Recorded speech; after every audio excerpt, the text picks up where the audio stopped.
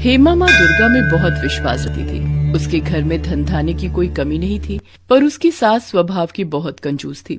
वो अपने लिए तो जी खोलकर खर्च करती, पर कभी भी कोई दान पुण्य नहीं करती थी। अगर हेमा किसी को कुछ देने लगे तो उस पर चिल्ला पड़ती थी। सेब ले लो, सेब मीठे मीठे लाल रसीले सेब ले लो। ओ सेब वाले भैया, ये सेब कैसे लगाए? हेमा बहू, ये हाथ में क्या है? माँ जी, वो मैंने अपने लिए 2 रोटी बनाई थी, पर मुझे भूख नहीं है, इसीलिए 1 रोटी इन बूढ़े बाबा को दे रही थी। वो बहुत भूखे दिखाई दे रहे हैं। चुपचाप रोटी को अंदर लेकर जाओ। आटा इतना सस्ता नहीं है जो भिखारियों को बांटते फिरो। अभी नहीं खानी तो रात में खा लेना गरम करके। पैसों की बचत करना सीखो। ये नहीं कि हमारा हाथ खुला हुआ है। हमारे पास अच्छे पैसे हैं तो हम उसको उजाड़ दें। ला भैया, 2 किलो सेब तोल दे। वैसे तू 100 रुपए महंगे लगा रहा है। चल कोई नहीं। ये लो अम्मा जी। कभी कभी हेमा का मन बहुत दुखी होता था, क्योंकि घर में पैसे होने के बावजूद भी वो किसी की सहायता नहीं कर पाती थी। माँ, आपको पता है आज एक नया ग्राहक जुड़ा है। बहुत अच्छी कमाई होगी इन सर्दियों के सीजन में। उस ग्राहक को हमारी फैक्ट्री के स्वेटर बहुत पसंद आए हैं। ये तो बहुत बढ़िया बात है सुमित बेटा। बस तू ऐसे ही खूब पैसे कमाता जा। घर में पैसे जुड़े होते हैं तो किसी बात की कोई परेशानी नहीं होती। बस काम अच्छा चलता रहना चाहिए। सुमित का काम अच्छा चल रहा था, कमाई भी बहुत अच्छी हो रही थी। एक दिन हेमा की सास आंगन में बैठी अपने पर्स में से नोट गिन रही थी, पर वो बार बार गिनती भूल जाती। एक साधु बाबा द्वार पर बहुत देर से खड़े भिक्षा मांग रहे थे। ये नोट गिनते गिनते तंग आ गई हूँ। ये नोट है या मुसीबत? गिनती ही ठीक नहीं हो रही। ज्यादा पैसा होना भी मुसीबत ही है। माई, बाबा को कुछ दे दो, बहुत भूख लगी है। अरे बाबा, मैं पहले ही इन रुपयों से परेशान हूँ, ऊपर से तुम परेशान कर रहे हो। जब तक ये नोट मेरे हाथ में है तुम्हें कुछ नहीं मिलेगा। जाओ यहाँ से। तुम पैसों से इतनी परेशान हो कि एक भूखे को भोजन देने का भी समय नहीं है। माई, अगर तुम इन रुपयों से इतनी ही परेशान हो तो ईश्वर करे तुम्हारी ये परेशानी जल्दी दूर हो जाए। फिर तुम किसी भूखे को खाली हाथ मत लौटाना। हेमा की सास का ध्यान अभी भी नोट गिनने में ही था। वो गुस्से से झुंझला रही थी और उसने देखा कि जब वो नोट नहीं गिन पा रही है, इतनी देर में साधु बाबा भी भूखे द्वार से लौट चुके थे। हेमा उस समय घर पर नहीं थी, उसे इस बारे में कुछ भी नहीं पता था। सुमित शाम को घर लौटता है तो उसका मन उदास था। क्या हुआ? आप बहुत परेशान दिखाई दे रहे हो। मैंने बताया था ना, जो नया ग्राहक जुड़ा है, जिसने फैक्ट्री में स्वेटर का ऑर्डर लिखवाया था, अचानक उसने मना कर दिया है। मेरा बहुत नुकसान हो गया। मैंने तो माल बनवाना शुरू भी कर दिया था, पर उस ग्राहक को विदेश जाना पड़ा। आज ही उसका फोन आया है, वो माल बनवाने को मना कर रहा है। कोई बात नहीं, आप परेशान मत हो, सब ठीक हो जाएगा। ये नहीं तो कोई और ग्राहक आ जाएगा। आप बैठो, मैं खाना लगाती हूँ। पर ऐसा नहीं हुआ। सुमित की फैक्ट्री में माल पड़ा रहा, पर एक भी ग्राहक ने माल नहीं खरीदा। धीरे धीरे सुमित का सारा काम ठप हो गया और वो कर्जे में डूब गया। घर में पैसों की तंगी आ गई। हेमा और उसकी सास दोनों के सारे गहने बिक गए। मकान गिरवी रखना पड़ा। फैक्ट्री को ताला लग गया और वो लोग बहुत गरीब हो गए। एक दिन हेमा घर के बाहर झाड़ू लगा रही थी, तभी वही साधु बाबा फिर से आए। क्या हुआ? आज भी मैं यहाँ से भूखा जाऊंगा? हेमा की सास देखती है ये तो वही बाबा हैं जो कुछ दिन पहले उसके घर से भूखे गए थे। हेमा की सास की आंखों में आंसू आ जाते हैं। नहीं बाबा, ऐसी बात नहीं है। पहले मेरे घर में रुपया पैसा सब कुछ था। मैं तब भी आपको भूखे पेट भेज रही थी। आज मेरे घर में अन्न का दाना नहीं है, इसलिए मैं आज भी आपको द्वार से भूखा भेजने पर मजबूर हूँ। मुझे माफ करना बाबा। अब हम पहले जैसे धनवान नहीं रहे, हम बहुत गरीब हो गए हैं। रुकिए बाबा, ये रोटी और चटनी आप खा लो। बेटी, तुमने मुझे अपने हिस्से का भोजन दे दिया और तुम भूखी रहोगी? बाबा, मैं भूखी कहाँ हूँ। मैंने माँ दुर्गा का नाम लेकर उनके प्रसाद की मिश्री खा ली। मेरा तो उसी से पेट भर गया। जीती रहो बेटी, तुम माँ दुर्गा की सच्ची भक्त हो। घर में ये परेशानियाँ इसीलिए आई हैं क्योंकि तुम्हारे घर से कभी भी किसी गरीब और बेसहारा को दान पुण्य नहीं हुआ था। तुम माँ दुर्गा के नवरात्रि व्रत धारण करो। माँ दुर्गा से भूल के लिए क्षमा मांगो।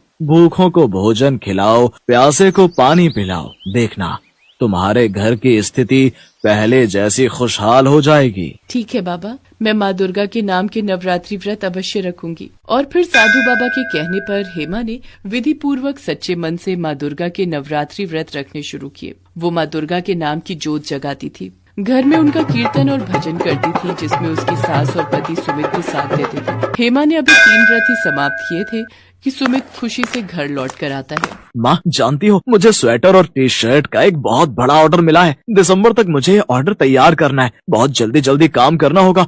कस्टमर ने मुझे माल बनाने के एडवांस में रुपए भी दे दिए हैं। तू सच कह रहा है बेटा?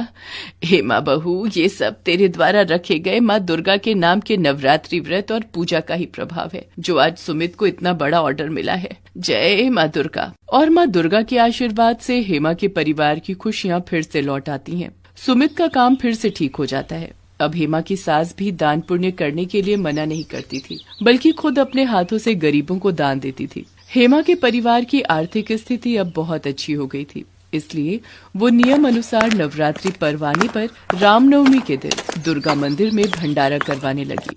कुछ समय बाद माँ दुर्गा की कृपा से हेमा के घर 2 बच्चों का जन्म हुआ। बेटा बेटी के जन्म के बाद माँ दुर्गा के आशीर्वाद से हेमा के जीवन में संपूर्ण खुशियाँ आ गई थीं।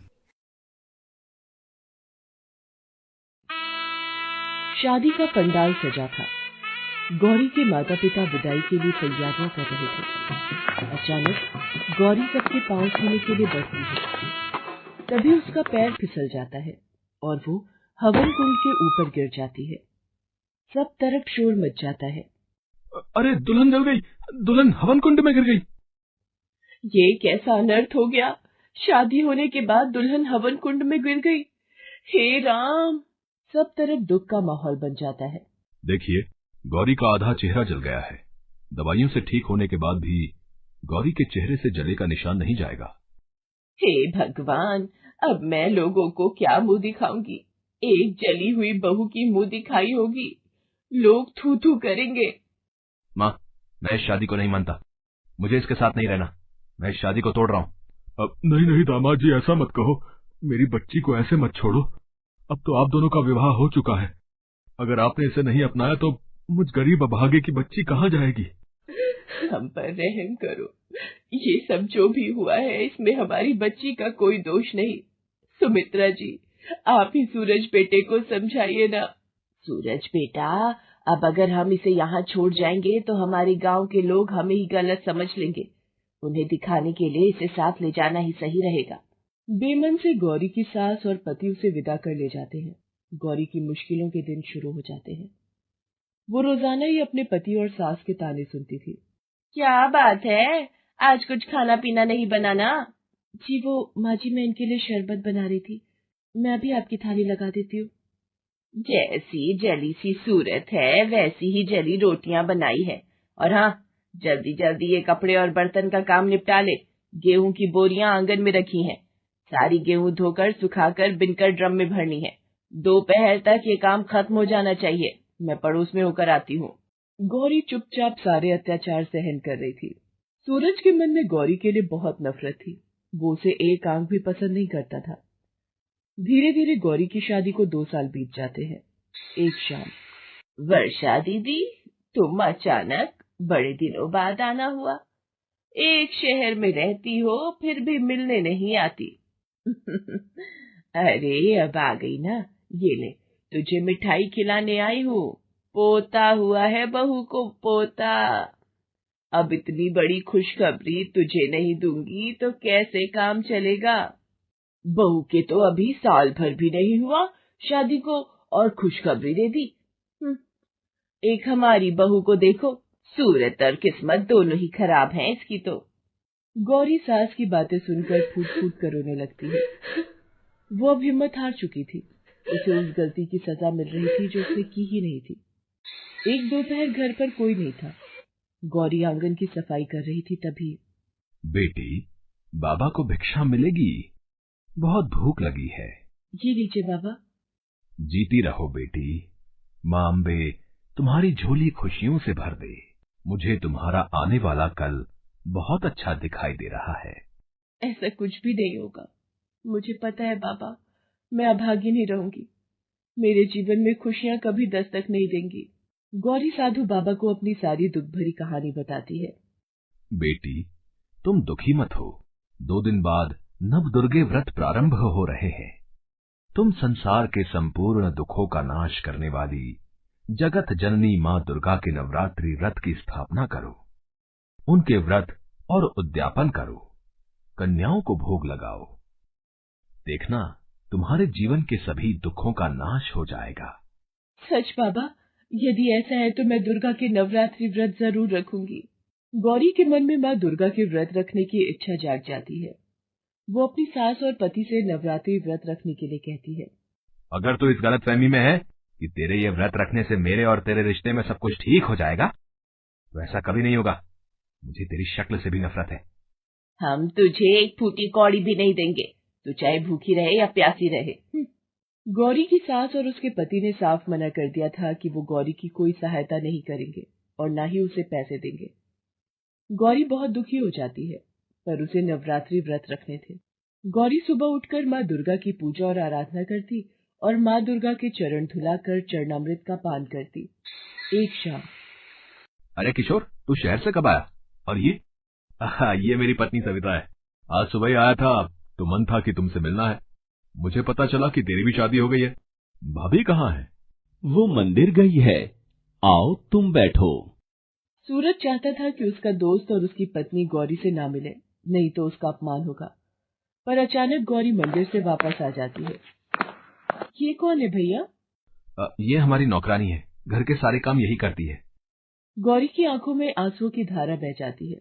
रोती हुई माँ दुर्गा के चरणों में बैठ जाती है। हे माँ आदिशक्ति, मुझे हिम्मत दो, मेरे दुख दूर करो। नवरात्रि व्रत के 7 दिन बीत जाते हैं। गौरी को दुर्गा अष्टमी के दिन कन्याओं का पूजन करना था। उनके लिए प्रसाद बनाना था, पर उसके पास कुछ भी नहीं था। गौरी रोती हुई दुर्गा मंदिर के लिए चल पड़ती है। रास्ते में गौरी को 3 लड़कियां मिली। उनमें से एक लड़की ने गौरी को आवाज दी।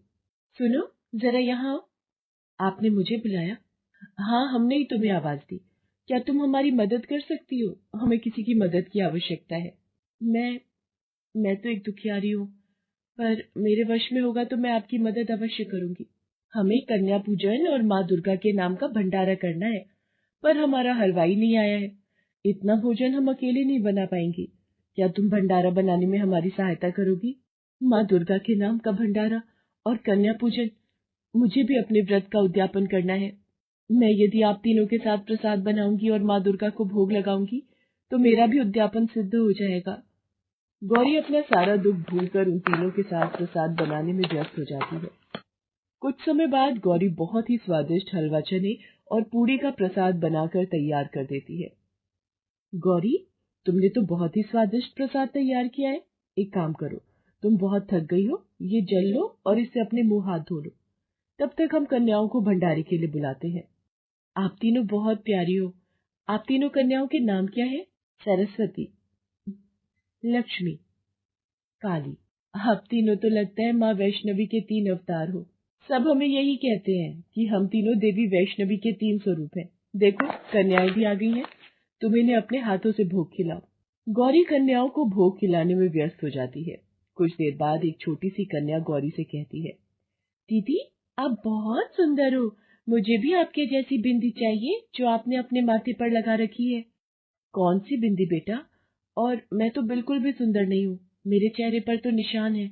आपके चेहरे पर तो कोई निशान नहीं है दीदी। ऐसा कैसे हो सकता है? आ, मेरे मेरे चेहरे का निशान कहाँ गया? यहाँ पर तो जलने का निशान था। सरस्वती, लक्ष्मी, काली, आप तीनों कहाँ हो? जब मैं आपसे मिली थी आपने देखा था ना मेरे निशान को। अरे, ये तीनों कहाँ गई? दीदी, आपके साथ तो कोई भी नहीं था। हम जब यहाँ आए थे आपने ही हमें भोग खिलाया था।